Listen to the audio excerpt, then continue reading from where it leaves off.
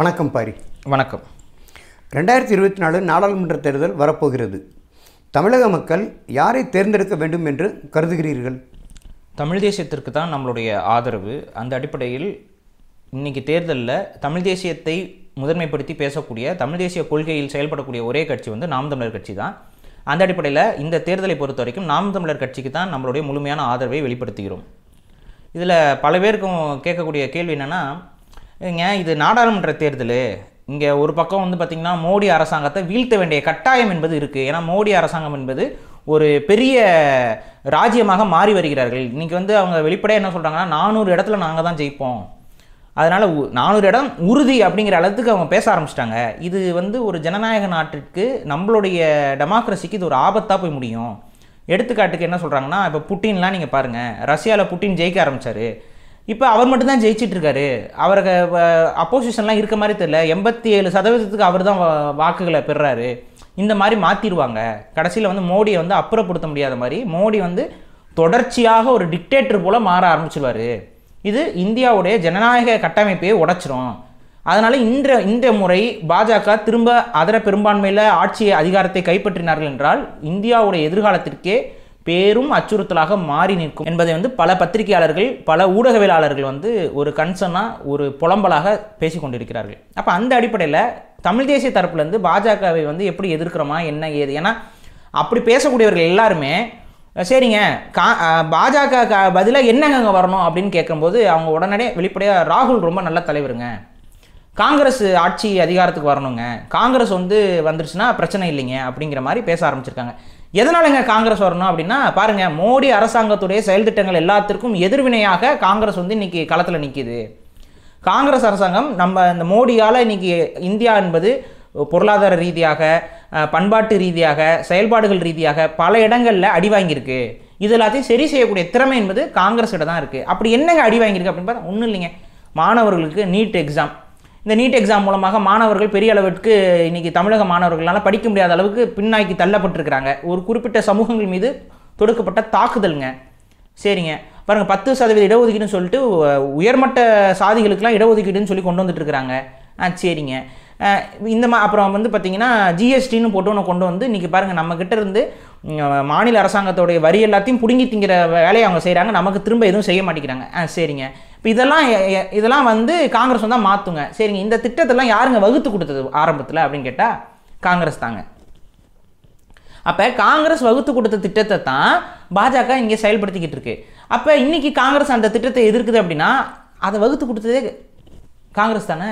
அப்போ இங்கே மக்கள் ஒரு விஷயத்தை புரிந்து கொள்ளணும், இது காங்கிரஸோட திட்டமும் கிடையாது, இது பாஜகவோட திட்டமும் கிடையாது, இது கார்ப்பரேட்டுகளோட திட்டம்.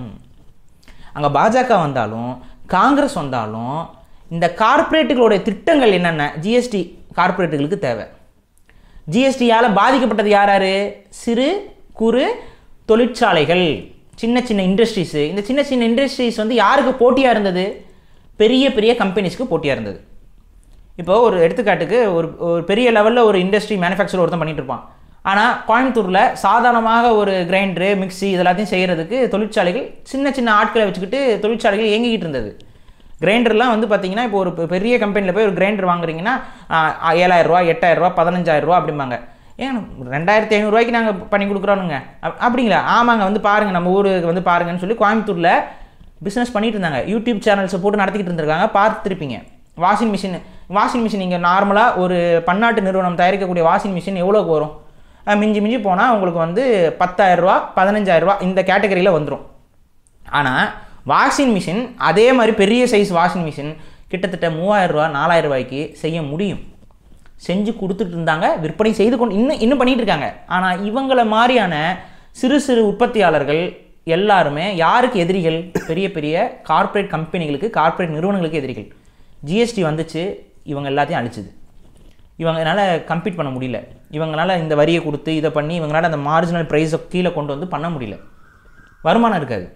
அப்போ என்ன ஆகுது? முடிச்சு விட்டாச்சு. ஜிஎஸ்டி வந்ததுக்கப்புறம் இந்த பல இண்டஸ்ட்ரீஸ்கள் மூடப்பட்டது, சின்ன சின்ன சப்போர்ட்டிவ் இண்டஸ்ட்ரீஸ் எல்லாம் மூடினாங்க. அப்போ இதுலேருந்து புரிந்து கொள்ள வேண்டியது என்ன அப்படின்னா, கார்ப்பரேட் நமக்கு எது சரிப்பட்டு வரும் அதை கொடுப்பாங்க. அதை செய்வதற்கு தான் இந்த இரண்டும், பாஜகவும் அதை தான் செய்யும், காங்கிரஸும் அதான் செய்யும். இப்போ காங்கிரஸ் அறிக்கை எடுத்து படிங்களேன், கார்ப்பரேட் தாண்டா இதெல்லாம் செய்கிறான். எடுத்து படிங்க. கார்ப்பரேட் என்னென்ன அஜெண்டாலாம் உலகம் முழுக்க செஞ்சுக்கிட்டு இருக்கோ அத்தனையும் இவங்க அந்த இதில் அறிக்கையில் இருக்குது. எல்ஜிபிடிக்கு ஒரு பாலின ஈர்ப்பாளர்களுக்கு திருமண சட்டத்தை வந்து அங்கீகரிக்க போகிறாங்களாம். காங்கிரஸ் அறிக்கையில் சொல்லியிருக்கு. பாஜக வந்து அதை அங்கீகரிக்கிறோமா எதிர்க்கிறோமாங்கிறதையே வாய் திறந்து பேச முடியல. ஏன்னா பேசினா ஒரு பக்கம் ஹிந்து மத உணர்வுகளை பயன்படுத்தி தான் இவங்க ஆட்சி அதிகாரத்துக்கு வந்திருக்கிறாங்க. கலாச்சாரத்தை பாதுகாப்போம், பண்பாட்டை பாதுகாப்போம்ட்டு. இப்போ இவங்க அதை ஏற்கிறேன் அப்படின்னா அவங்களே ஒரு தரப்பு என்ன சொல்ல ஆரம்பிக்கணும், என்னது இந்திய கலாச்சார பண்பாட்டு கூறுகள் எல்லாத்தையும் அழிக்க பார்க்குறீங்களேன்னு ஒரு குரூப் பேச ஆரம்பிக்கும். அதனால் அவங்களுக்கு அதனால் பேசவே இல்லை. அதை பற்றி அதை அப்படியே கடந்து போயிட்டு இருந்தாங்க. ஆனால் காங்கிரஸ் அறிக்கை கொடுக்குறாங்க. இப்போ உலகம் முழுக்க இதை ஏற்றுக்கொண்ட நாடுகளில் என்ன நாசமாக போய் கிடக்குதுன்னு நம்ம பார்த்துக்கிட்டு தான் கிடக்கிறோம். அப்போ இந்த திட்டத்தை ஏற்றுக்க வைப்பதற்கும் இதை சரி தன்பாலின ஈர்ப்பாளர்களோட வாக்குகளை வாங்கி ஜெயிப்பதற்காக காங்கிரஸ்னா இந்தியாவில் அவ்வளோ பேர் தன்பாலின ஈர்ப்பாளர்கள் இருக்கிறாங்களா, இல்லை அதை எதிர்க்கக்கூடியவர்கள் அதிகமாக இருக்கிறார்களா? அதை எதிர்க்கக்கூடியவர்கள் தான் அதிகமாக இருக்கிறாங்க. அப்படியும் மீறி இந்த செயல் திட்டத்தை காங்கிரஸ் தன்னுடைய தேர்தல் அறிக்கையில் கொண்டு வருது அப்படின்னா இதை நீ கொண்டு வா அப்படின்னு அவங்களோட முதலாளி யாரோ சொல்கிறாங்க. அது கார்ப்பரேட் முதலாளி. ஏங்க ஒருத்தன் யாரோட உடலுறவு வச்சுக்கிறாங்கிறதுக்கும் கார்ப்பரேட்டுக்கு என்னங்க சம்மந்தம்? கார்ப்பரேட்டுக்கு சம்மந்தம் இருக்குது. அதுக்கு பின்னாடி ஒரு பெரிய இண்டஸ்ட்ரி இருக்குது. இதை தான் நம்ம திரும்ப திரும்ப சொல்லிகிட்டு இருக்கோம். ஒருத்தன் ஆணாக பிறக்கிறான், அவன் ஆம்பளையாகவே வளர்ந்தானா அவனுக்கு எந்த லாபமும் கிடையாது. அவன் ஒருத்தன் ஆம்பளையாக பிறந்து பொம்பளையாக மாறணும்னா அவனுக்கு பிரஸ்ட் சர்ஜரி பண்ணணும், அவனுக்கு பிறப்பு உறுப்புகளை அறுக்கணும், அதுக்கு ஒரு சர்ஜரி, மெடிக்கல் மாஃபியா உள்ளே வரும். அப்புறம் அவனுக்கு பியூபர்ட்டி பிளாக்கர்ஸ்ன்னு சொல்லிட்டு ஒரு கெமிக்கலை கொடுக்கணும். அந்த கெமிக்கலை போட்டால் தான் அவனுக்கு மீசை வளராது, தாடி வளராது. அப்போ அதுக்கு ஒரு கம்பெனி, ஃபார்மசூட்டிக்கல் கம்பெனி, பியூபர்ட்டி பிளாக்கர்ஸு, அதுக்கப்புறம் அந்த கெமிக்கல்ஸு, அப்புறம் அவனுக்கு வந்து இயற்கையாக முடியலாம் வந்து பெருசாக நீளமாலாம் வளராது, அதுக்கு ஒரு ஆயிலு, இதுக்கு ஒரு கம்பெனி. அப்புறம் அவனுக்கு மேக்கப் போட்டுக்கிட்டே இருக்கணும், அப்போ தான் அந்த முகத்தில் பொம்பளை மாதிரி தெரியுமா. அப்போ அதுக்கு பொம்பளை மாதிரி தெரிகிறதுக்கு அவனுக்கு மேக்கப் போட்டுட்டு இருக்கிறதுக்கு அந்த ஒரு இண்டஸ்ட்ரி. ஆக மொத்தம் இதில் முழுக்க முழுக்க யார் வாழுவா அப்படின்னு பார்த்தீங்கன்னா நம்மளுடைய ஃபார்மசூட்டிக்கல் கம்பெனிஸ் தான் வாழும். நம்மளோட சித்தா ஆயுர்வேதாலாம் என்னென்னா ஆம்பளையாக மாற்றும். ஆண்மை இருப்பவனுக்கு ஆண்மை வீரியத்தை வேணால் ஏற்றுமே ஒழிய ஆம்பளையாக இருக்கணும் பொம்பளையாக மாற்றுறதுக்குலாம் மருந்து உலகத்தில் சித்தாலையும் கிடையாது, ஆயுர்வேதாலையும் கிடையாது, நாட்டு மருந்துகள் எதுவும் கிடையாது. ஆம்பளைங்க இந்த மருந்து இந்த லேகத்தை சாப்பிட்டா நீங்கள் பொம்பளையாக மாறினீங்களாம் மருந்து கிடையாது. அதுக்கு அளவு ஒதுக்கிட்டு தான் போயாகணும். எந்தெந்த ஹார்மோனை பிளாக் பண்ணணும், எந்தெந்த ஹார்மோனை கூட்டி கொடுக்கணும், இதெல்லாம் அளவுபதி தான் பண்ணணும். இதுக்கு பின்னாடி ஒரு பெரிய மெடிக்கல் மாஃபியா குரூப் ஒன்று இருக்கும்.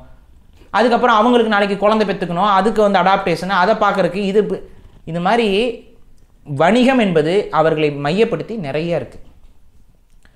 அப்போ இதெல்லாம் அவங்க மனசில் வச்சுக்கிட்டு தான் என்ன பண்ணுறான், இந்த இதை கொண்டு வருவோம், இந்த கலாச்சாரத்தை பரப்பிடுவோம், இந்த கலாச்சாரத்தை பரப்புனா இது மூலமாக பெரிய பிஸ்னஸ் அவனுக்கு இருக்குது. அப்போ இந்த கலாச்சாரத்தை பரப்புறதுக்கு ஃபண்டு பண்ணுவான், தொடர்ச்சியாக ஃபண்ட் பண்ணிகிட்டு இருக்கான். இல்லைன்னா இவங்கெல்லாம் வந்து எந்த ஊரில் ஏற்கலப்பையை பிடிச்சி விவசாயம் பண்ணி இன்றைக்கி இவ்வளோ பெருசுக்கு அதை வந்து ப்ரொபகேண்டா பண்ணிகிட்டு இருக்க முடியும்? என்ன பிஸ்னஸ் பண்ணிகிட்டு இருந்தாங்க? எல்லாருமே என்ன சொல்கிறாங்க, எங்களெல்லாம் குடும்பத்துலேருந்து விரட்டி விட்டாங்க, வீட்டை விட்டு நாங்கள் ஒதுங்கி இருக்கிறோம், தனியாக இருக்கோம், எங்களுக்கு சப்போர்ட்டுக்கு யாருமே இல்லை, ஐயோ நாங்கள் இந்த சமூகத்தால் ஒடுக்கப்படுறோம் அப்படின்னு சொல்கிற இவங்க பெரிய பெரிய கூட்டங்கள் நடத்த முடியும், பெரிய பெரிய இடங்களில் மேடை போட்டு பேச முடியும். ஃபண்டிங் எங்கேருந்து வரும்? இப்படி தான் கார்ப்பரேட் கம்பெனி தான் இந்த அஜெண்டாஸை கொண்டு வந்து திணிக்குது. அதே அஜெண்டாவை இன்றைக்கி யார் கொண்டு வந்து திணிக்கிறார்? ராகுல் காந்தி திணிக்கிறார். அப்போ நம்ம என்ன சொல்கிறோம் அப்படின்னா இவர்களுக்கு பின்னாடி இருப்பவர்கள் கார்ப்பரேட் முதலாளிகள். மோடிக்கு பின்னாடி அவங்க தான் இருக்கிறாங்க, ராகுலுக்கு பின்னாடி அவங்க தான் இருக்கிறாங்க. இந்த இடத்துல இப்போ ஒரு சின்ன ட்விஸ்ட் இருக்குது.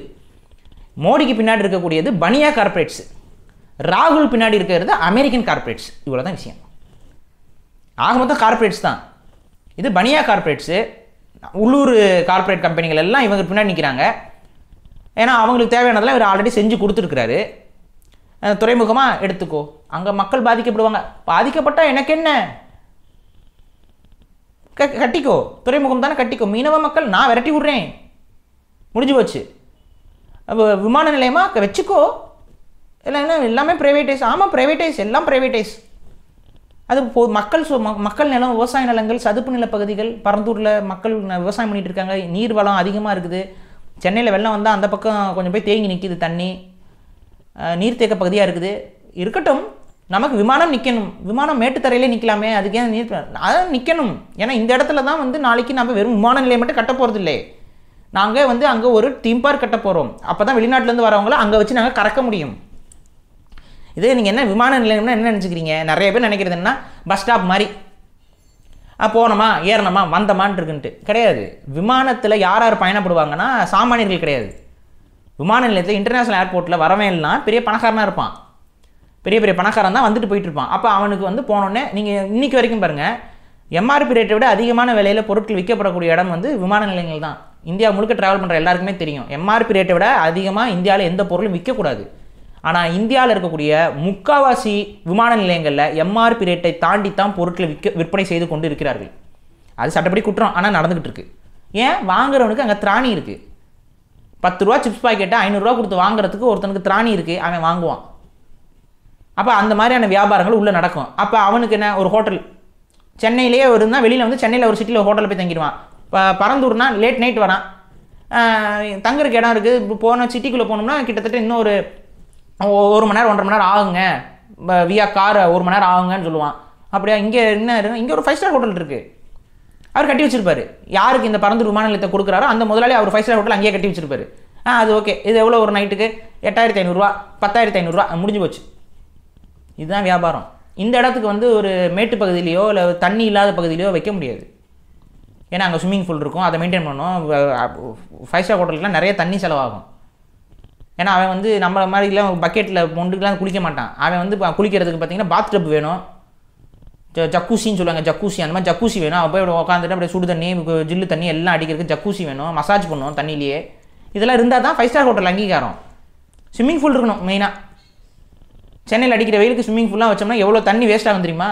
ஆனால் வச்சு ஆகணும், அப்போ தான் 5 ஸ்டார் ஹோட்டல். அதுக்காக அங்கே 5 ஸ்டார் ஹோட்டல் கட்டுவாங்க, அதில் ஒரு வருமானம் இருக்கும். தீம் பார்க் கட்டுவாங்க, அங்கே பெரிய பெரிய ஷாப்பிங் காம்ப்ளெக்ஸ் வரும். இது எல்லாமே நடக்கும். இதெல்லாம் பணக்காரர்களுக்கு. அப்போ பணக்காரர்களுக்காக அங்கே இருக்கக்கூடிய விவசாய மக்கள், அங்கே இருக்கக்கூடிய கிராமத்தார்கள் யார் எக்கேடுகிட்ட நமக்கு என்ன? அங்கே இருக்க கோயில்கள், இந்து தர்மத்தை பின்பற்றக்கூடியவன் எவனாவது கோயில் இடிப்பானா? இப்போ பரந்தூரில் வந்து உங்கள்கிட்ட கோயிலே கிடையாதா? அங்கே கோயில் இருக்குது. இப்போ அந்த 5000 ஏக்கரில் கோயிலே கிடையாதா? அங்கெல்லாம் சாமியே கிடையாதா? இப்போ அந்த 5000 ஏக்கரில் கோயில் இடிக்கிறதெல்லாம் யார் பண்ணுவா? அது யாருக்கு துணை போயிட்டு இருக்கா? பாஜகவுக்கு முட்டு கொடுத்துட்டு இருக்கீங்களா? கொஞ்சம் யோசிங்க. அங்கே இருக்க கோயில் அடிச்சுக்கலாம், அங்கே இருக்க சாமி உடச்சிக்கலாம், சாமி தண்டிக்காது. அப்படி தானே? உன்ன மாதிரி முட்டாள் உலகத்தில் வேணா இருப்பானா?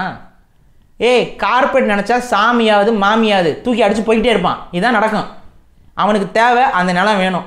நீ அங்கே புராதன சின்னம் இருக்குது, அங்கே என்னோடய பண்பாடு இருக்குது, என் குலதெய்வம் இருக்குது, காலங்காலமாக நான் அங்கே குலதெய்வத்தை அங்கே தான் வச்சு கும்பிட்டுருக்கேன். போடா. அவனை பொறுத்த வரைக்கும் நீ வந்து ஒரு அற்ப பதர், ஒரு கொசு. வீட்டுக்குள்ளே ஏசி போடும்போது கொசு வரட்டி விடுறதுக்கு ஆல் அவுட் போடுற மாதிரி உங்களை ஆல் அவுட் போட்டு அடிச்சு நாசம் பண்ணுவான். அது இந்த ஆல் அவுட்டு தான் பாஜக, அந்த ஆல் அவுட்டு தான் காங்கிரஸ். இவர்களுக்கு இந்தியாவுடைய வளர்ச்சியை பற்றியோ, இந்தியாவுடைய இயற்கையை பற்றியோ, இந்தியாவுடைய கலாச்சார பண்பாடு கூறுகளை பற்றியோ ஒரு கவலையும் கிடையாது. இதுதான் உண்மை. கன்னியாகுமரி, கண்ணை மூடி கன்னியாகுமரின்னு யோசிச்சா உங்களுக்கு என்ன ஞாபகம் வரும்? நல்ல மலைகள் சூழ்ந்த ஒரு நல்ல தென்னை மரங்கள்லாம் அதிகமாக இருக்கக்கூடிய ஒரு பகுதி ஞாபகம் வரும். இப்போ கண்ணை மூடி கன்னியாகுமரி யோசிங்க. அப்படியே கண்ணை மூடிட்டு கன்னியாகுமரியில் போய் இறங்கி போய் கண்ணை திறங்க. மலைகளை பார்த்தீங்கன்னு வைங்களேன், அந்த மலை எல்லாத்தையும் கடிச்சு குதறி வச்சுருப்பாங்க. ஏதோ இந்த பெரிய இந்த காட்ஜிலா வந்து இந்த சினிமா படங்களெல்லாம் வரும், மலைகளை உடச்சிட்டு நடந்து போகிற மாதிரி. அந்த மாதிரி உடச்சு கிடக்குது. அவ்வளோ மலைகளை உடச்சி என்ன பண்ணுற? எத்தனை பேர் எம்சாண்ட் வச்சு எல்லாம் வீடு கட்டிட்டீங்களா தமிழ்நாடு முழுக்க? அது எங்கே போகுது? உலகம் முழுக்க ஏற்றுமதி. உங்கள் வீட்டு மலைக்கு ஏதாவது பட்டா இருக்காப்பா?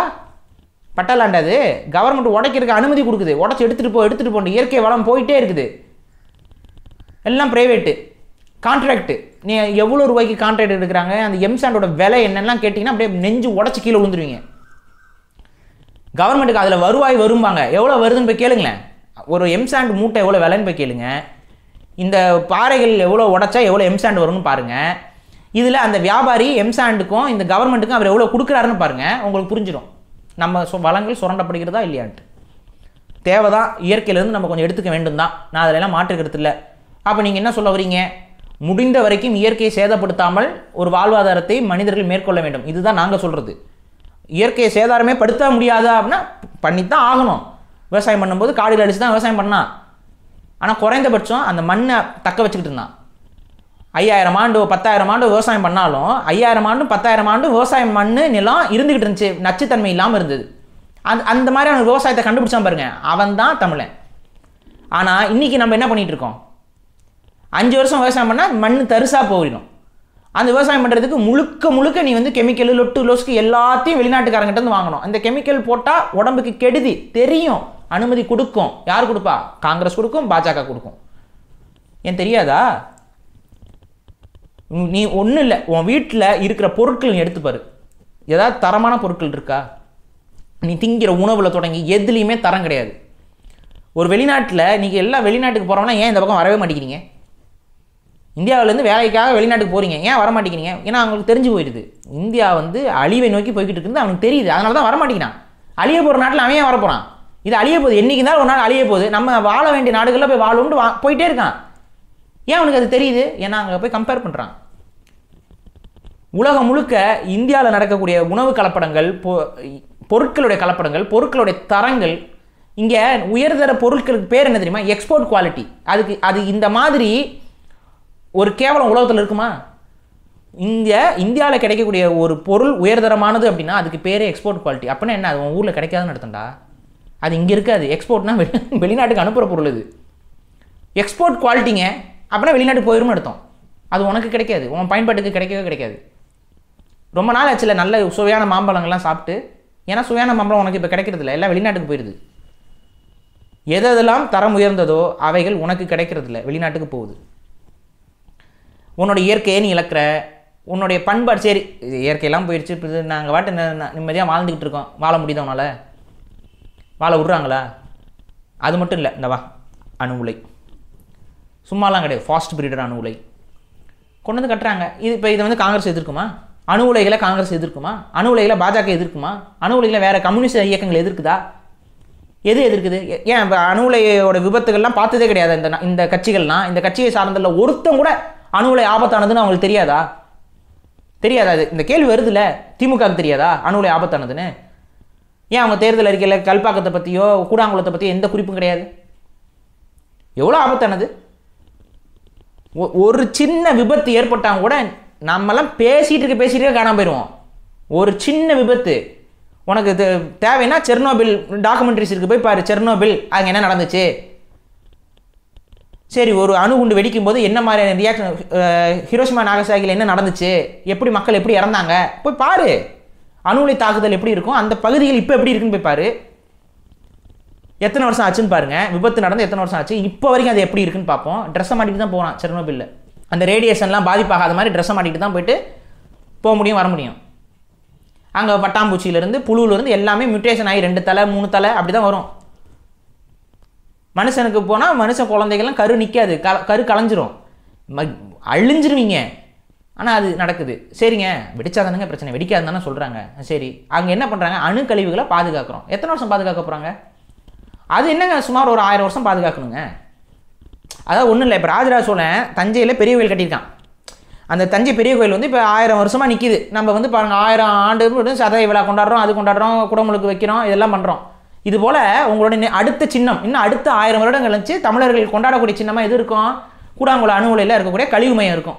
1000 வருஷத்துக்கு அது அப்படியே கிடக்கும். 1000 வருஷம் அவன் பாதுகாக்கணும். வேற அதை தஞ்சை பெரிய கோயிலை நீ பாதுகாக்கலை, அது வாட்டு அப்படியே கடந்துச்சு, அவனும் இடிக்காமல் விட்டுட்டான், அவ்வளோதான் விஷயம். அது வாட்டு அப்படியே கடந்துச்சு. அங்கே பூஜை புனஸ்காரம்லாம் நடுவில் விட்டுட்டாங்க, யாரும் பண்ணலை. அப்புறம் மராட்டியர்கள் வந்து கொஞ்சம் வந்து காம்பவுண்ட் சுவர் கட்டிட்டு அந்த கோயிலை அவங்க ஆட்டையை போட்டுக்கிட்டாங்க. அதான் நடந்துச்சு. அப்புறம் தமிழக அரசு வந்து இன்னும் மராட்டியர்கள் கட்டுப்பாட்டில் இந்த கோயில் இருக்குது, இது நம்ம கட்டுப்பாட்டில் இருக்கணும் அப்படின்னு சொன்னாங்க. இன்னும் வரைக்கும் எடுக்கல கட்டுப்பாட்டுக்கு. அது இன்னும் அவங்க தான் தர்மகர்த்தாவெல்லாம் உட்காந்துக்கிட்டு இருக்கிறாங்க. இது உன்னோட சின்னம் அப்படி போய் கிடக்குது. நாளைக்கு உன்னோட சின்னமாக என்ன இருக்கும்? கூடாங்குளம், கல்பாக்கம், இவங்களோட அந்த அணுக்கழிவு மையங்கள். இதை உட்காந்து பாதுகாத்துட்டு 1000 வருஷத்துக்கு. வருங்கால தமிழ் சந்ததிகள் இந்த அணுக்கழிவுகளை பாதுகாக்கணும். பாதுகாக்க முடியுமா? எத்தனை வருஷத்துக்கு பாதுகாத்துருவ? நீ என்ன சொல்லணும்னா 1000 வருஷத்துக்கு எந்த பிரச்சனையும் வரக்கூடாது, எந்த நாடும் வந்து அந்த இடத்த தாக்குதல் செஞ்சிடக்கூடாது. சீனாவோ இலங்கையோ இல்லை வேறு பாகிஸ்தானோ ஆப்கானிஸ்தானோ இல்லை வேறு எவனா தீவிரவாதியோ எவனும் வந்து தாக்குதல் பண்ணிடக்கூடாது அந்த அணுக்கழிவு மையங்களில். பாதுகாத்த முடியுமா? 1000 வருஷத்துக்கு எவனுமே தாக்குதல் நடத்த மாட்டான். சரி, ஓகே, எல்லாம் நல்லவங்க. அடுத்து வந்து என்ன? எந்த இயற்கை சீற்றமும் 1000 வருஷத்துக்கு வரக்கூடாது அந்த பகுதியில். நிலநடுக்கமோ இல்லை வந்து பெரிய சுனாமிகளோ இது மாதிரிலாம் வந்துருச்சுனாலும் ஆபத்து. ஏதாவது நம்ப முடியுதா உன்னால்? இது 1000 வருஷத்துக்கு உன்னால் உறுதியாக சொல்ல முடியுமா? அடுத்த 50 வருஷத்துக்கு உன்னால் நைட் நீ தூங்குனா அடுத்த நாள் எந்திரிப்போமையான்னு சொல்ல முடியாது. அதுதான் உலகம். நைட்டு தூங்கணும்னா அடுத்த நாள் எந்திரிப்போமான்னு தெரியாத உலகத்தில் 1000 வருஷம் நான் வந்து ஒரு ஆபத்தான ஒரு விஷயத்தை பாதுகாக்க போகிறேன். அது வெறும் அங்கே இருக்கக்கூடிய அணுக்கழிவு மட்டும் கிடையாது, இந்தியா முழுக்க இருக்கக்கூடிய அணுக்கழிவும் கொண்டு வந்து அங்கே வைக்க போகிறாங்க. இந்தியா முழுக்க கிடைக்கக்கூடிய அணுக்கழிவு எடுத்துக்கொண்டு வந்து உன் ஊரில் வைக்க போகிறாங்க. இதுக்கு எதிராக யார் தான் பேசுறது? எனக்கு தெரிஞ்சு பேசிக்கிட்டு இருக்கிறது நாம் தமிழர் கட்சி. அதனால் ஆதரிக்கிறேன், வேறு வழி இல்லை. நீங்கள் வந்து என்னதான் நீங்கள் என்னன்னாலும் உங்களுக்கு வந்து சில வன்மங்கள் இருக்குங்க நாம் தமிழர் மேலே. ஏன்னா முழுமையாக ஆதரிக்கும். ஆமாம், முழுமையாக ஆதரிக்க முடியல. ஏன் முழுமையாக முடியல அப்படின்னா ஒரு சில இடங்களில் கருத்து முரண்பாடுகள் இருக்குது. நான் குறைந்தபட்சம் இதெல்லாம் இவங்க தானே பேசுகிறாங்க, இதில் எவனுமே பேசலையே. வேறு யாராவது பேசினா சொல்லி நான் தெரிஞ்சுக்கிறேன். பாருங்கள், இந்த கட்சிக்காரங்க பேசுகிறாங்க, அவங்களே ஆதரிப்போம். அதிமுக பேசிச்சா, திமுக பேசிச்சா, கம்யூனிஸ்ட் பார்ட்டிஸ் ஏதாவது இதை பற்றி பேசுகிறாங்களா? பேசுறது இல்லையே. அப்போ என்னுடைய எதிர்காலம் எனக்கு ரொம்ப முக்கியம். தமிழ்நாட்டை பாதுகாக்கணும்னா என்னுடைய எதிர்காலம் முக்கியம். எனக்கு என்னோட மொழி முக்கியம், அடையாளம் முக்கியம், என்னுடைய நிலம் முக்கியம். என்னுடைய நிலத்தை பாதுகாக்கணும்னா அதோட இயற்கை முக்கியம், அதோடைய வளங்கள் முக்கியம், அப்புறம் இங்கே வாழக்கூடிய மக்களுடைய பாதுகாப்பு முக்கியம். இது எல்லாமே காம்ப்ரமைஸ் ஆகி கிடக்குது. இந்த மக்களோட உரிமை முக்கியம். காவேரியில் தண்ணி யாரால் வாங்கி கொடுக்க முடியுது? திமுகவும் ஆட்சியில் இருந்துருச்சு, அதிமுகவும் ஆட்சியில் இருந்துருச்சு. தைரியமாக அவங்க சொல்கிறாங்க தர முடியாது அப்படின்னு. அந்த தைரியம் எங்கேருந்து அவங்களுக்கு வருகிறது? தைரியமாக அவங்களால சொல்ல முடியுது பாருங்க. தமிழ்நாட்டுக்கு தண்ணி தெரியாது இந்த முறை ஒரு சொட்டு, அதுவும் அது சொல்லும்போது ஒரு சொட்டு தண்ணி கூட கொடுக்க மாட்டேன். வானத்துலேருந்து மழை பெய்யுதுடா, எப்படி நீ கொடுக்க மாட்டேன்னு சொல்லுவ? என்ன பண்ணுவ நீ?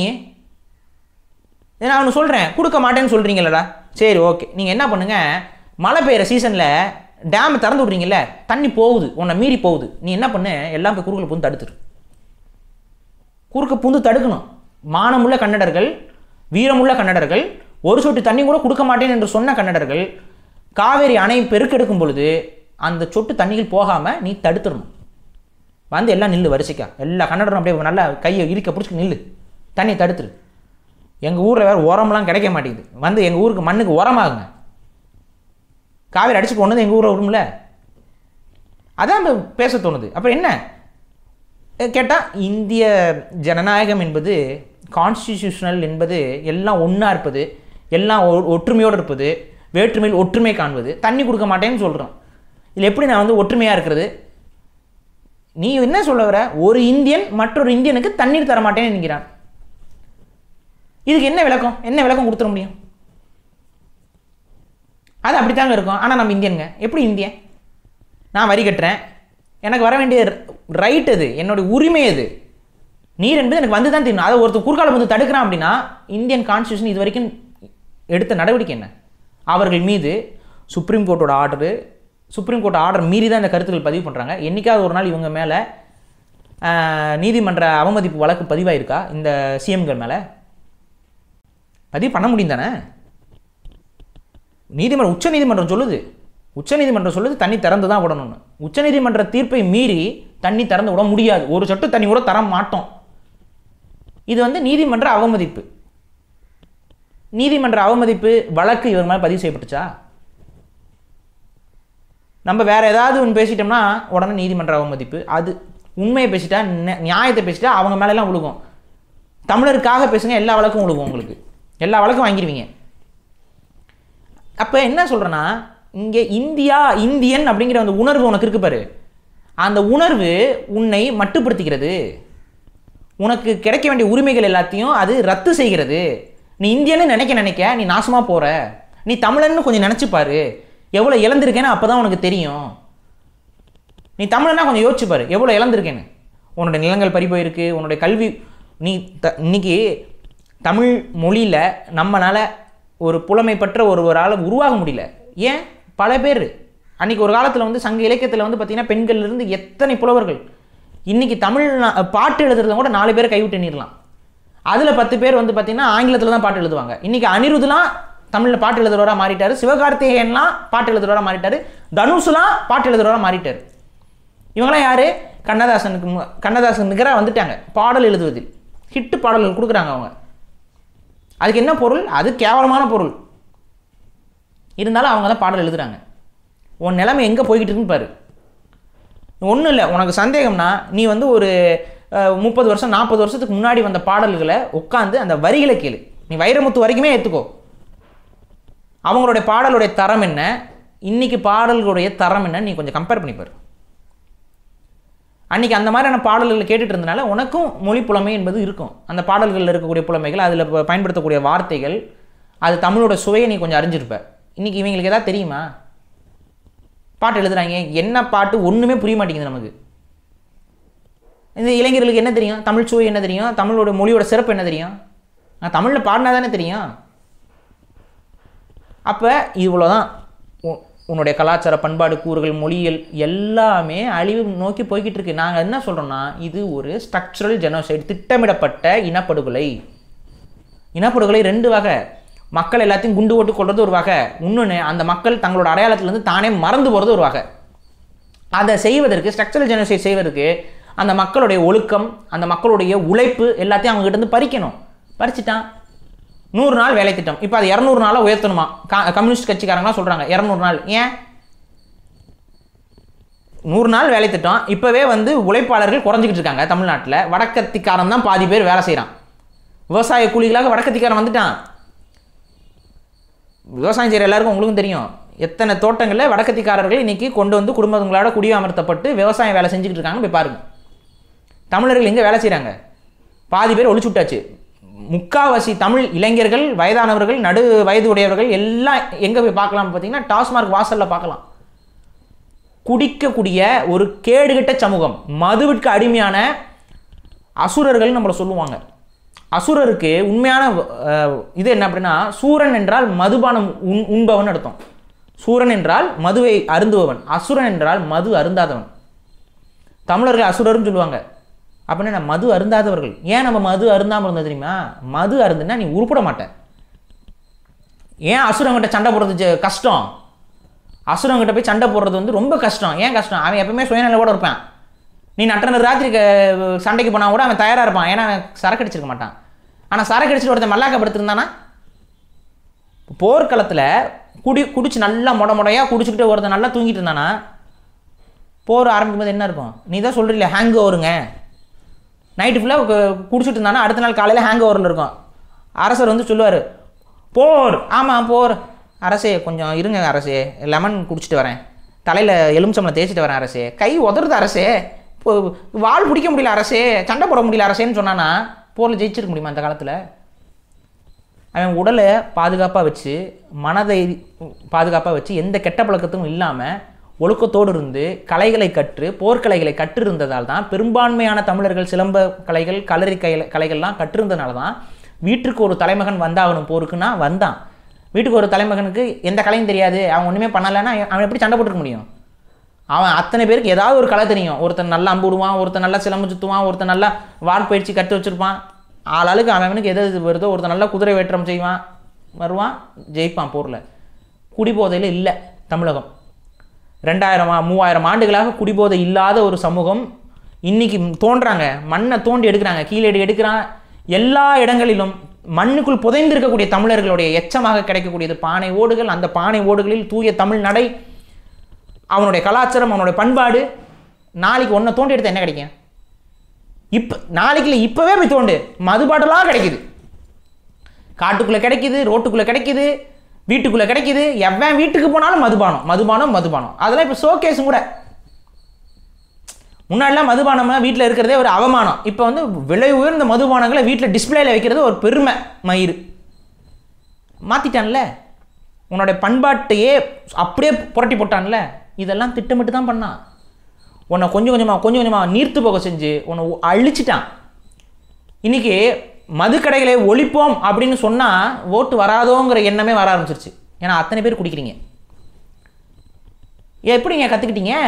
எப்படி கற்றுக்கிட்டேன்? சினிமா பார்த்து கற்றுக்கிட்டேன். சினிமா என்ன சொல்லுவோம்? லவ் ஃபெயிலியரா குடி, கரெக்ட் ஆகிடுச்சா குடி, வீட்டில் அப்பன் செத்துட்டானா குடி, அப்பா அவனுக்கு எதாவது வாங்கி கொடுத்துட்டாரா குடி. எதுக்கு நீ குடிக்காமல் இருக்கிற? எல்லாத்துக்கும் குடி. மச்சான் மைண்ட் அப்செட்டாக இருக்குடா குடி. மச்சான் கொஞ்சம் எனக்கு என்னமோ தெரியல சந்தோஷமாக இருக்கு, குடி. என்ன இதெல்லாம் யார் காமிச்சது? சினிமா. சினிமா யாரோடது? தமிழர் அல்லாதவரோடது. உன்னுடைய கலை இலக்கிய பண்பாடுகள்லாம் உன்கிட்ட இருந்துச்சுன்னா உனக்கு நல்லது சொல்லி கொடுப்பான். அதை அடுத்தவங்கிட்ட கொடுத்த அவன் உனக்கு இருக்கிற எல்லா கெட்டதையும் கற்றுக் கொடுத்து கெட்டவன் ஆக்கி வச்சுட்டான் அவனை. இன்னைக்கு முழுக்க தமிழ்நாட்டில் பாதுகாப்பு இல்லை, பெண்களுக்கு பாதுகாப்பு இல்லை தமிழ்நாட்டில். ஏன்? குடிகாரன் இங்கே மத்தியில் எப்படி பாதுகாப்பு இருக்கும்? குடிகார மத்தியில் எப்படி பாதுகாப்பு இருக்கும்?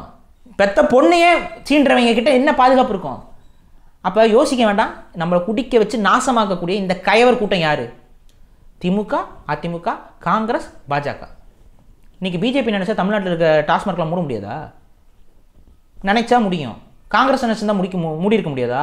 நினச்சா முடியும். டிஎம்கே நினச்சா மூட முடியாதா? நினச்சா முடியும். ஏடிஎம்கே நினச்சா மூட முடியாதா? நினச்சா முடியும். கம்யூனிஸ்ட் கட்சிகள்லாம் போராட்டம் பண்ணால் மூட முடியாதா? நினச்சா முடியும். ஏன் நினைக்கல? ஏன் நினைக்கல? ஒரே ஒரு கட்சி தான் எனக்கு தெரிஞ்சு இத்தனை ஆண்டு காலகட்டத்தில் டாஸ்மாக் கடையை மூடியது. நாம் தமிழர் கட்சி. திருச்சியில் இளைஞர்கள் போராட்டம் பண்ணி ஒரு கடையை அடித்து உடச்சி மூடினாங்க. அதை நான் வரவேற்கிறேன். அவங்க மேலே வழக்கு பதிவு பண்ணீங்க, அவங்கள தூக்கி சிறையில் போட்டிங்க, 6-7 மாதத்துக்கு பெயில் கிடைக்காம கஷ்டப்பட்டு தான் அவங்க வெளியில் வந்தாங்க. ஆனால் மூடுனாங்க. அவங்ககிட்ட அதிகாரத்தை கொடுப்போம், மூடுவாங்க. நம்புவோம். ஏன்னா மூடினாங்கல்ல, அதிகாரம் இல்லாத போதே அவங்க அதை மூடுனாங்க. இவர்கள் நாங்கள் வந்தால் மூடுவோம், வந்தால் மூடுவோம். இன்றைக்கி சொல்கிறாரு உதயநிதி, முடிசூடா மன்னன் சொல்கிறாரு. என்ன சொல்கிறாரு? மதுக்கடைகளை மூடுவோம்னு என்ன கேட்குறாங்க, மக்கள் கேட்குறாங்க. 2016 என்னுடைய தாத்தா கலைஞர் கருணாநிதி அவர்கள் இதை உங்களிடம் சொன்னார்.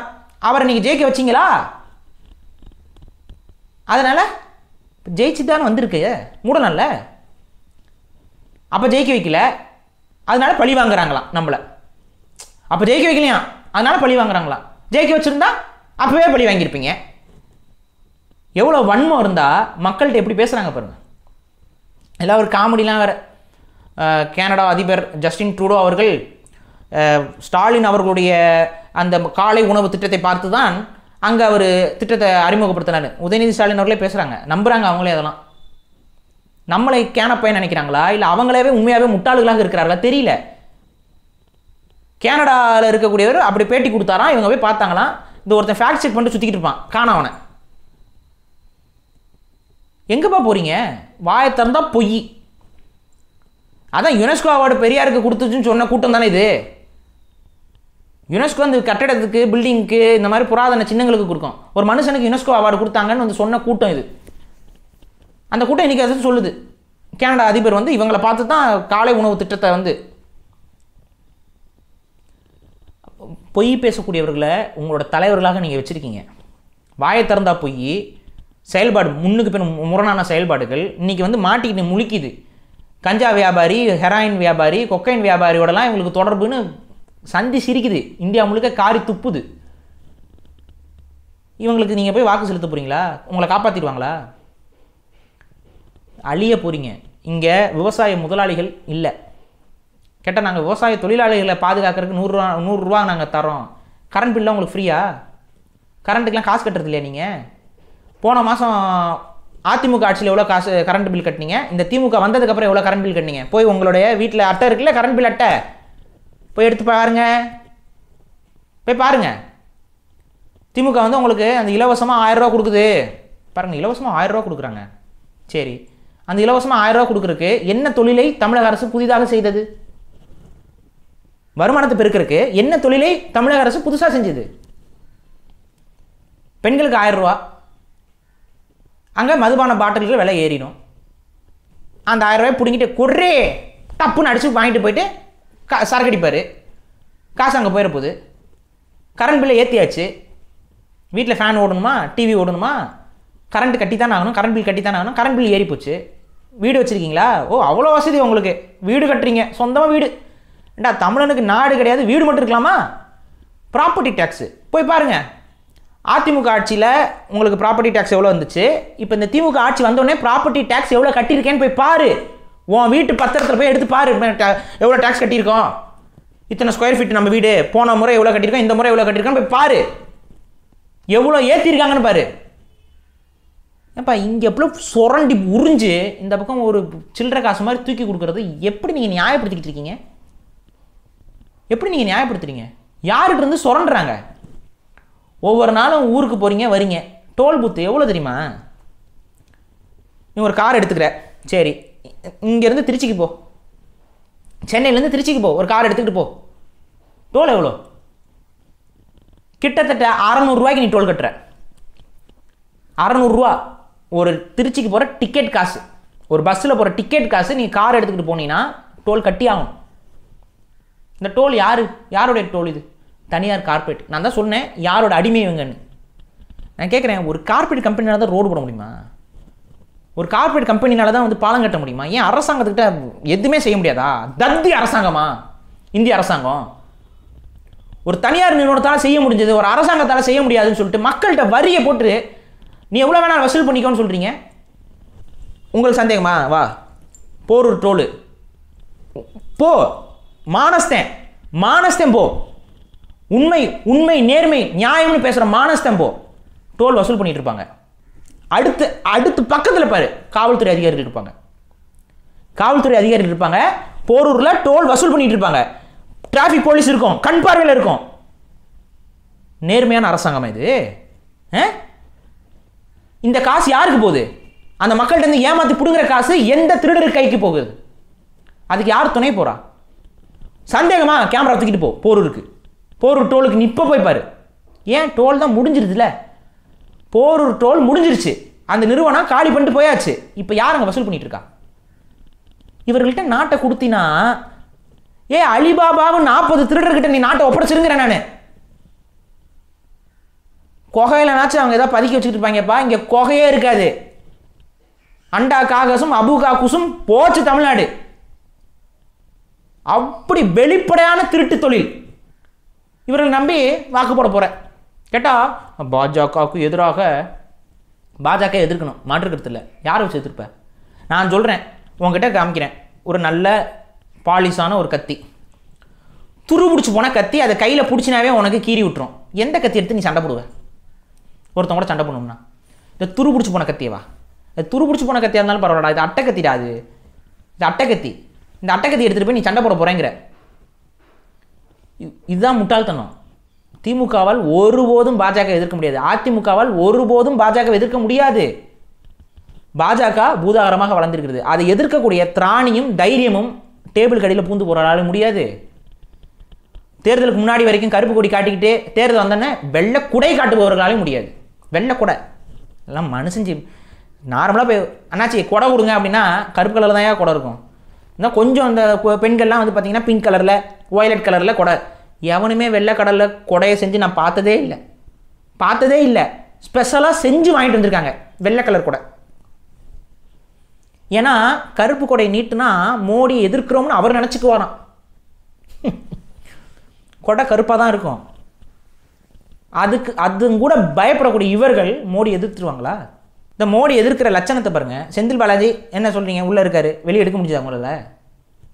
ஊழல்வாதிகளால் எதிர்க்க முடியாது. பிடிச்சதுக்கு உள்ளே போட்டு போயிட்டே இருப்பாங்க. முடிஞ்ச வரைக்கும் சார் காம்ப்ரமைஸாக போயிடுவோம். இந்த போதைப் பொருள் இந்த விஷயத்தெல்லாம் எங்களை இன்வால்வ் பண்ணாதீங்க, எனக்கு என் குடும்பம் முக்கியம். என்ன பண்ணணும்? தமிழ்நாடு ஹே ஜெயிக்கணும், ஹே பாஜக ஹே ஜெயிக்கணும், ஹே அண்ணாமலை ஹே ஜெயிக்கணும், ஹே ஃபேக்காக ஒரு வேட்பாளர் நிப்பாட்டுவோம், டம்மி வேட்பாளர் நிப்பாட்டுவோம். அண்ணாமலை ஜெயிச்சிருவார், கவலைப்படாதீங்க, கண்டுக்க மாட்டோம். அவர் தான் ஜெயிப்பார். எந்தெந்த தொகுதியெலாம் ஜெயிக்கணும் லிஸ்ட்டை கொடுங்க, ஜெயிக்க வைக்கிறோம். இதுதான் நடக்கும். இந்த டீலிங் தான் நடந்துக்கிட்டு இருக்கு. எப்படி நீங்கள் பாஜக இருந்து தமிழ்நாட்டை பாதுகாப்பீங்க? சரிங்க, பாஜக என்ன அவ்வளோ கெட்ட கட்சியாங்க? ஏன் நீங்கள் தமிழ் தேசியவாதிகள்லாம் பாஜக மேலே அவ்வளோ எதிர்ப்பு? நீங்களாம் கிறிஸ்துவ கைக்கூலிகள், அதனால தான் பாஜகவை எதிர்க்கிறீங்க. இப்படி ஒரு குரூப் அலையுது. எவன்லாம் பாஜக எதிர்க்கிறானோ அவன்லாம் கிறிஸ்தவ கைக்கூலி, அவன்லாம் வந்து இஸ்லாமிய கைக்கூலி. சரி, நான் என்ன சொல்கிறேன், நீங்களாம் இந்து கைக்கூலி, வாங்க பேசுவோம். பாஜக உண்மையாகவே இந்து மதத்தை வளர்க்கக்கூடிய ஒரு கட்சியா? வா சொல்லு. ஏன் உன்னுடைய அயோத்தி ராமர் கோயிலுக்கு இங்கே இருக்கக்கூடிய இந்த பிராமண மடங்கள், நீ இந்துத்துவா உன் வீட்டில் எல்லாம் ஃபோட்டோ வச்சுருப்பில்ல சங்கராச்சாரியார்கள், ஏன் போகல சொல்லு? இந்து மதத்தின் மீது உண்மையான பற்றுவோடு இருக்கக்கூடிய ஆட்களை இந்து மதம்னே வச்சுக்குவோம், ஏன் போகல? பதில் கொடு, தெரிஞ்சுக்கிறேன். அவங்க வந்து எங்களுடைய முறைகளுக்கு மீறி கோயில் கட்டுறாங்க. ஏன் அவங்க முறைக்கு மீறி கோயில் கட்டுறாங்க? ஏன்னா அது அரசியல். அவங்களுக்கு இந்த ஒரு அடிப்படை கூட தெரியல உனக்கு. அது அரசியல். கோயிலை கட்டி முடிக்கணும், எலெக்ஷனுக்கு முன்னாடி லேட் பண்ணி இழுத்து அடிச்சுக்கிட்டு இருந்தோம்னா அதை வச்சு எப்படி அரசியல் செய்கிறது? அதனால் கோயில் கட்டுறியோ கட்டலையோ அட்டையில் வச்சு முடிச்சு விடு, கும்பாபிஷேகத்தை முடிச்சு விடு, அப்புறம் பார்த்துக்கலாம். அவ்வளோதான். அவங்க இந்த மதத்தை ஒரு கருவியாக பயன்படுத்திக்கிறார்கள். அந்த மதத்தின் மீது அவர்களுக்கு உண்மையான பற்றுதலோ ஒன்றும் கிடையாது. பற்றுதெல்லாம் இருந்தால் அவங்க ஏன்பா எல்ஜிபிடிக்கு இதுக்கெல்லாம் வந்து முக்கியத்துவம் கொடுத்துட்டு உள்ளே கொண்டு வர போகிறாங்க? கொஞ்ச நாச்சும் யோசிங்கடா, மூளையை போட்டு. எவ்வளோதான் சொல்கிறது? நம்ம சொல்லி அழுத்து போகுது. ஒரு லெவலுக்கு மேலே வெறுப்பாகுது. இவங்களுக்கு எவ்வளோ சொன்னாலும் முட்டாப்பையிலாக தான் இருப்பாங்க. சினிமா பார்த்துக்கிட்டு கூத்தடிச்சுக்கிட்டு அவங்க சொல்கிறதெல்லாம் சரின்னு போட்டு இது ஒரு செம்மறியாட்டு கூட்டம். இந்த செம்மறியாட்டு கூட்டத்தை நம்மளால் எவ்வளோ சொன்னாலும் இது கேட்காது. அதை அப்படியே இப்போ ஃபாலோ பண்ணிட்டு அலைங்க. செம்மறியாடுகள் வளர்க்கப்படுவது அறுப்பதற்கு. ஒரு நாள் உன் தோலை உரிச்சிடுவேன். இதுதான் நடக்கும். நீ செம்மறியாடவே வாழணும்னு முடிவு பண்ணிட்டேன்னா வாழ்ந்துக்கோ. ஆனால் தோல் உரிக்கப்பட போவது உறுதி. அவ்வளோதான் எங்களால் சொல்ல முடியும். நீ அப்படியே ஃபாலோ பண்ணிட்டு போயிட்டு பள்ளத்தில் விழு, குண்டு குழியில் விழு. அதான் நடக்குது. அதனால தான் சொல்கிறோம், ஏற்க முடியாது. பாஜகவை ஏற்க முடியாது, யாரையுமே இங்கே ஏற்க முடியாது. தமிழர்களுக்கு ஒரு ஏற்கக்கூடிய ஒரு கருத்தியல் என்பது தமிழ் தேசிய கருத்தியல். அந்த கருத்தியலை இன்றைக்கி பேசிக்கிட்டு இருக்க ஒரே கட்சி நாம் தமிழர் கட்சி தான். வேறு கட்சிகள் சின்ன சின்ன கட்சிகளாக இருந்தாலும் எலெக்ஷனில் பங்கு பெறலை. யாரும் தேர்தலில் பங்கு பெறக்கூடியது நாம் தமிழர் கட்சி தான். இதில் அடுத்த கட்டது என்ன அப்படின்னா, தமிழ் தேசியத்திற்கு வாக்குகள் இருக்குங்கிறத எப்படி நம்ம காட்டுறது? இன்றைக்கி நாம் தமிழர் மட்டும்தான் இருக்குது. தமிழ் தேசியத்திற்கும் ஒரு வாக்கு இருக்குது. இத்தனை பேர் தமிழ் தேசியத்தை அங்கீகரிக்கிறாங்க, ஆதரிக்கிறாங்க, 30 லட்சம் பேர் அங்கீகரிக்கிறாங்கன்னு பேசுகிறோம்ல. அதுக்கு நாம் தமிழர் போன்ற ஒரு தேர்தல் இயக்க கட்சி இருந்து ஆகணும். சில குறைபாடுகள், சில மாற்று கருத்துக்கள் நமக்கு இருந்தாலும் தேர்தல் நேரத்தில் இப்பொழுதுக்கு நாம் தமிழர் கட்சியை நம்ம ஆதரிப்பது அவசியமாக இருக்கிறது. அதனால் நம்மளோட முழுமையான ஆதரவை நாம் தமிழர் கட்சிக்கு இந்த முறை கொடுக்குறோம். மற்றபடி இருக்கக்கூடிய பிரச்சனைகள், நமக்குள்ளே இருக்கக்கூடிய கருத்து முரண்பாடுகள், வேறுபாடுகள், இவைகளெல்லாம் அதை நம்ம பேசிக்கலாம். நோக்கம் ஒன்று, போகிற பாதைகள் வேறையாக இருக்கலாம். நோக்கம் ஒன்று. யார் முதல்ல போனால் நமக்கு என்ன? யாராவது ஒருத்தவங்க போகணுங்கிறது தான் தேவை. இப்போ இன்றைக்கி பாஜகவையும் திமுகவையும் அதிமுகவையும் கம்யூனிஸ்ட் போன்ற இந்த வாயில் ஒன்று இனிப்பாக பேசிட்டு செயலில் கேவலமான செய்யக்கூடிய இந்த கட்சிகளையும் ஒழிப்பதற்கு, உண்மையாக மக்களுடைய பிரதிநிதிகளாக நிற்பதற்கு தமிழ் தேசிய ஆளுமைகள் வேணும். அந்த தமிழ் தேசிய ஆளுமைகள் நாம் தமிழர் கட்சிக்குள் தான் இருக்கிறார்கள். அவர்கள் வேட்பாளர்களாக நிற்கிறார்கள். அவர்களுக்கு நம்ம வாக்கு செலுத்துவோம். அப்போ இந்த தேர்தலில் நாம் தமிழருக்கு வாக்கு செலுத்துங்கள். இந்த தேர்தலில் நான் நாம் தமிழருக்கு வாக்கு செலுத்துவதில் மோடி வருவாரா, ராகுல் வருவாரானா அதை பார்க்காத. தமிழ் தேசியத்திற்கு ஒரு சக்தி உருவாகுதுங்கிறத மட்டும் பார்ப்போம். இவங்க எத்தனை தொகுதியில் ஜெயிப்பாங்க தேவையில்லை, எவ்வளோ வாக்குகள் வாங்குறாங்கங்கிறது முக்கியம். இவ்வளோ வாக்குகள் தமிழ் தேசியத்துக்கு இருக்குங்கிறத உருவாக்குவோம். அது அதிகாரமாக மாறும், படிப்படியாக வளரும். அப்போ இதுதான் இன்றைக்கி இருக்கக்கூடிய தேவை. அதை முதல்ல செய்வோம். இத்தனை இடத்துல ஜெயிப்பாங்க, அத்தனை இடத்துல இதெல்லாம் தேவையில்லை. கருத்தியல் ஜெயிப்பதற்கு இத்தனை பேர் இந்த கருத்தியலை ஏற்கிறார்கள் என்ற தோற்றம் மக்களுக்கு போய் சேருவதற்கு தேவைப்படுகிறது இந்த வாக்குகள். அதை மனதில் வச்சு வாக்குகளை நாம் தமிழர் கட்சிக்கு செலுத்துங்க. தயவு செஞ்சு இவிஎம் போன்ற ஜனநாயகத்தை படுகொலை செய்யக்கூடிய விஷயங்களை நம்ம உடனடியாக செயலிட்டு அதை தடுக்க வேண்டும். அது இருக்க வரைக்கும் இங்கே உண்மையான ஜனநாயகம் என்பது இருக்காது, இருக்க போவது இல்லை. நிச்சயம் வாக்குகள் திருடப்படும், இங்கே முறைகேடு நடக்கப்படும். ஆகவே அந்த முறைகேடுகள் நடக்காமல் இருப்பதற்கு என்னென்ன வழிகளோ அந்த வழிமுறை பண்ணுங்கள். இப்போ கூட உச்சநீதிமன்றத்தில் வழக்கு போய்கிட்டு இருக்கு. காங்கிரஸும் அதில் சொல்லியிருக்காங்க. அது என்ன சொல்லியிருக்காங்கன்னா, அந்த விபேட் என்று சொல்லக்கூடிய அந்த வெரிஃபிகேஷன் பண்ணக்கூடிய கார்டு வந்து எல்லா பூத்துலேயும் எண்ணணும்னு இருக்காங்க. இப்போ முன்னாடி என்ன சொன்னாங்கன்னா, செலக்டடாக ஒரு 5 பூத்ஸில் மட்டும் ரேண்டமாக, ஒரு தொகுதியில் ஒரு 5 பூத்து 6 பூத்தில் மட்டும் ரேண்டமாக எண்ணிக்கலாம் அப்படின்னு சொல்லியிருந்தாங்க. எந்தெந்த பூத்தில் எண்ணணும், எந்தெந்த பூத்தில் கரெக்டாக இருக்கா, அது கரெக்டாக வரணும், அதில் எரரே வரக்கூடாது. 0% எரரில் இருந்தால் தான் அதை நம்ம ஏற்றுக்க முடியும்னு இன்றைக்கி உச்சநீதிமன்றம் சொல்லியிருக்கு. ஆனால் இதுக்கு முன்னாடி எண்ணுனதில் எரர் இருந்திருக்கு. அதாவது பதிவு செய்யப்பட்ட வாக்குகளும் அந்த உள்ளே இருக்கக்கூடிய தகவலும் வேறாக இருந்திருக்கிறது. அப்படி இருக்கக்கூடாது, இருந்திருக்கிறது. அப்போனா அதில் ஏதோ முறைகேடு நடந்திருக்குங்கிறது தான் உண்மை, இல்லை தவறு நடந்திருக்குங்கிறது தான் உண்மை. அப்போ அது முழுமையாக நம்ப முடியாது. அதனால எல்லாத்தையும் எண்ணுங்கன்னு இருக்காங்க. இப்போ இது எல்லாத்தையும் எண்ணுங்க அப்படிங்கும்போது எதுக்கு இந்த பட்டன் அமைக்கிட்டு அதுக்கப்புறம் உட்காந்து எண்ணுறதுக்கு? அவன் வாக்குச்சீட்டு முறைக்கே போயிடலாம்ல, பழைய வாக்குச்சீட்டு முறைக்கே போயிடலாம்லங்கிற ஒரு கேள்வியும் இப்போ உருவாகியிருக்கு. ஒரு தொகுதிக்கு 5 பூத்தை கட்டாயம் என்னன்னு இன்றைக்கி சுப்ரீம் கோர்ட் சொல்லியிருக்கு. அதுக்கு மேல்முறையீடாக பத்தாது, எல்லா தொகுதிகளிலும் என்ன ஆத்தான், எல்லா பூத்துகளையும் என்ன ஆத்தான் இதை உறுதியாக சொல்ல முடியும். ஏன்னா ஒரு சில இடங்களில் மாற்றி வந்திருக்கு அப்படின்னா இது எண்ணப்படக்கூடிய தொகுதி ரேண்டமுங்கிறது ரேண்டமாக இருக்குன்னு சொல்ல முடியாது. அங்கே உள்ள வேலையை செஞ்சு இந்தந்த தொகுதியை மட்டும் என்னங்கன்னு சொல்லி ஒரு லிஸ்ட்டு போயிருந்துச்சுன்னா யாருக்கு தெரியும்? அந்தந்த பூத்தில் மட்டும் சரியாக கூட பதிவு செய்யப்பட்டிருக்கலாம், மற்ற பூத்துகள் திருட்டுத்தனம் நடந்திருக்கலாம். அதனால் முழுமையாக எண்ணணும்னு சொல்லி மேல்முறையீடு பண்ணியிருக்காங்க. அநேகமாக சுப்ரீம் கோர்ட் முழுமையாக எண்ணுங்கள் என்று தான் சொல்லும் என்று எதிர்பார்க்கப்படுகிறது. அந்த அடிப்படையில் முழுமையாக எண்ணுங்கள்னு சொல்லிட்டா இந்த முறை, இந்த வாக்குச்சீட்டு முறையே வந்து பழைய முறையாக திரும்ப வரும். ஏன்னா ஒரு பட்டன் அமைக்கி கார்டு போகிறதுக்கு நானே கார்டை போட்டு போகிறேன், அந்த முறை மாறும். அதனால் மாற்றத்தை நோக்கி நம்ம நகர்ந்து கொண்டிருக்கிறோம். கொஞ்சம் உறுதியாக எதிர்க்கட்சிகள், எல்லா கட்சிகளும் உறுதியாக இருக்கணும். ஏன்னா எல்லாருடைய வாக்கும் தான் திருடப்படும். அதே போல் இந்த முறை பாஜக என்னென்ன தீங்கு செய்திருக்கிறது என்பது நல்லா அப்பட்டமாக தெரிந்திருந்தும் பாஜகவோடு வெளிப்படை கூட்டணியாக சென்ற அத்தனை கட்சிகளும் வாஷ் அவுட் ஆகணும். தமிழ்நாட்டில் ஃபுல்லாக வாஷ் அவுட் ஆகணும் அந்த கட்சிகள். அதுதான் மக்கள் அவங்களுக்கு கொடுக்கக்கூடிய பாடம். நீ வந்து பாஜகவோட சேர்ந்த அப்படின்னா நீ ஒன்னையும் சேர்த்து விழுக்காட்டுவோம் அப்படிங்கிறத விழுக்காட்டி காட்டுங்க. சும்மா தனியாக நின்று தான் கூட ஜெயிச்சிருக்கலாம் போலப்பா, பாஜகவோட தேவையில்லாமல் கூட்டணி வச்சு பாரு நாசமாக போச்சுப்பாங்கிற ஃபீலை உருவாக்குங்க.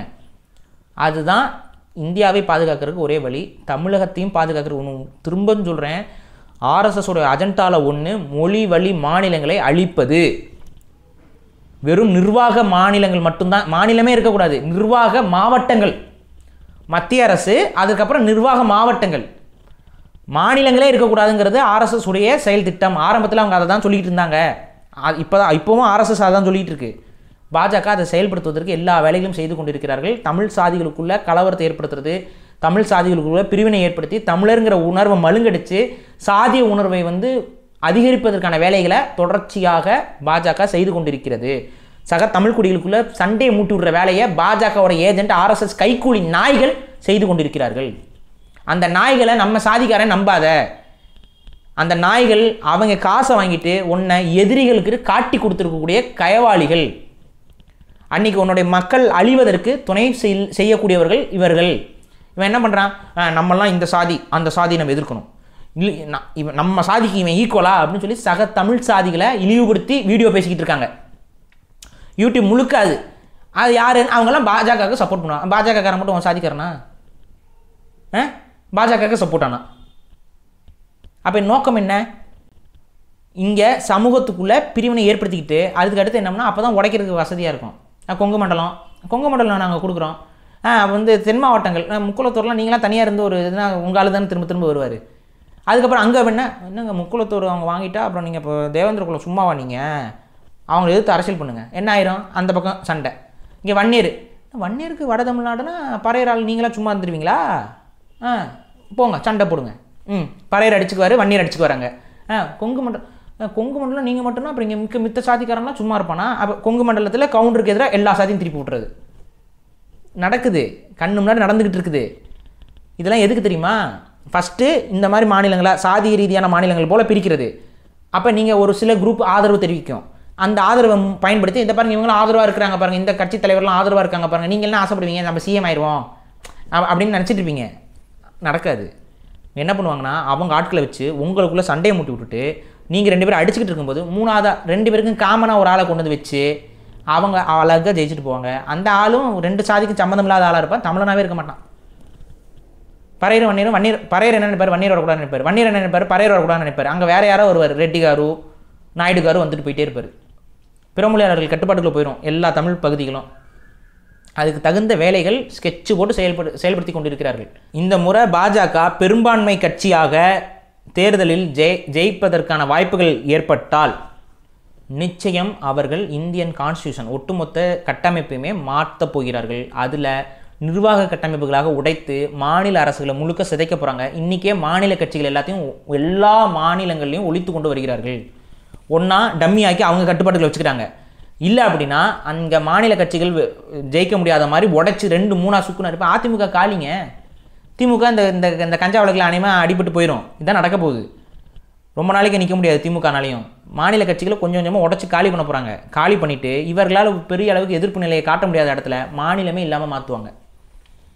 மாநிலமே இல்லை அப்படின்னா நாளைக்கு தமிழ்நாட்டுக்கு என்ன இருக்கும், அங்கே கொங்கு நாடு இருக்கும், அங்கே ஒரு 2 கவுண்டருக்கு செலவச்சா போதும்.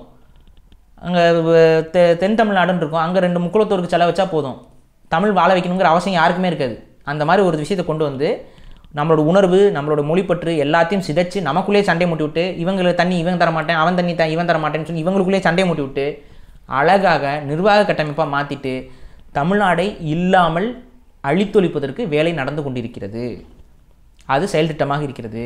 இந்த செயல் திட்டத்தை நிறைவேற்றுவார்கள். அப்போ பாஜக இந்த முறை ஜெயிக்கக்கூடாது. ஜெயித்தாலும் ஒரு தத்தக்காப்பத்துக்காக ஜெயித்தா மட்டும்தான் இந்த மாதிரி பிரச்சனைகள் வராமல் தவிர்க்க முடியும்.